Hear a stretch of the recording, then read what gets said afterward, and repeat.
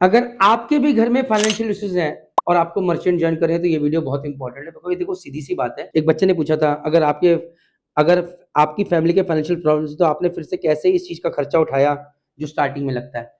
तो देखो यार पहली बात यह है कि मेरे पापा का जिगरा बहुत अलग था। हर कोई पिता वैसा नहीं सोचता। शायद मैं तो अपने पापा की धूल भी नहीं बन सकता। मेरे पिताजी ने मेरे को भेज दिया दिल्ली के कोचिंग इंस्टीट्यूट पढ़ने के लिए, आईआईटी के लिए, जब देखा कि बच्चा नालायक है। और भाई यकीन मानो इतने हाई रेट ऑफ इंटरेस्ट पे पैसा था कि जो आप इमेजिन भी नहीं कर सकते। क्या बैंक, क्या लोन, ये सब चीजें। और बेटे को भी वहां जाके उनकी किस्मत अच्छी थी कि बेटे को अकल आ गई। नहीं आई होती तो भैया मुझे लगता है कि मेरे पिताजी मतलब हम तो वैसे ही बहुत बुरी हालत में, घर गुर सब बिक गया होता, सड़क पे आगे सब कुछ खत्म हो गया था।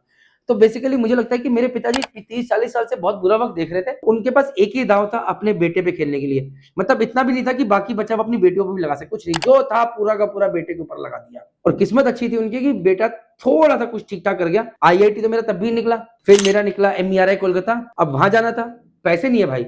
आप यकीन मानो जिस दिन आईएमयू में मतलब मेरी कोलकाता में एडमिशन ले रहा था, उस दिन भी रेलवे स्टेशन पे एक अंकल आ गए थे जिन्होंने पापा से 20,000 रुपए लेने थे कि तू दे। और मेरा दोस्त था बगल में खड़ा होकर तमाशा देख रहा था। मेरी दादी ने अपना जेवर गिरवी रखा था ताकि मेरा इंस्टॉलमेंट जा सके, पहली वाली क्या कहते हैं जो देनी थी। फिर जब बैंक का लोन आया तो वहां से मिली। बैंक के लोन के लिए मेरे मामा जी थे जो पीएनबी में काम करते, फाइनेंशियल बैंक में, तो उन्होंने अपनी जिम्मेदारी दी, वरना मेरे पापा के उस पे तो कुछ मिलता नहीं। और मकान पहले ही गिरवी था, उसके कागज भी नहीं थे। सो अगर मैं, और यकीन मानिए मैं इतना नालायक हूं, अभी मामा जी से बस व्हाट्सएप पे बात होती है, ऐसे कॉल पे भी बात नहीं होती है। सो ऑल इन ऑल देखो आदमी भूल जाता है, बट अगर उन्होंने कुछ अच्छा करा उनको 10 अच्छे मिलेंगे, उनके बच्चे बहुत अच्छा करे और आगे भी बहुत कुछ अच्छा रहेगा उनको। क्योंकि जब कोई एक अच्छा करता है हो सकता है वो नालायक निकल जाए, बट आगे 5-7 अच्छे मिल जाते। तो मैं तो बस यहाँ पर ये कहना चाहता हूँ कि मेरी किस्मत अच्छी थी और थोड़ा मैं भी शायद थोड़ा अच्छा कर गया जीवन में।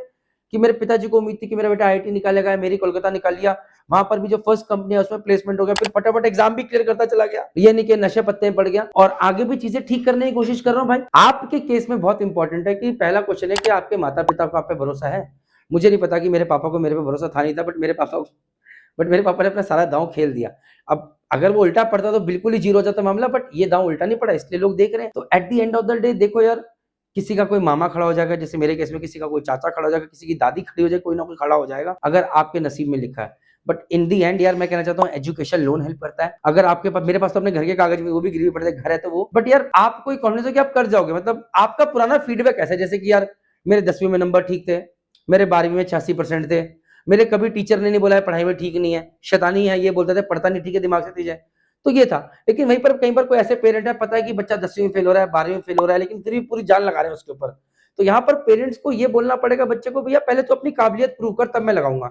और मैं ऐसे माता पिता जानता नहीं हूं कि जहां पर बच्चा काबिल है, पता है, देख लिया और माता पिता दाव नहीं खेल। So with this all I want to say कि भाई मैंने अपनी जर्नी बता दी। हर किसी की अपनी जर्नी अलग अलग है। जय हिंद, जय भारत, जय माता दी।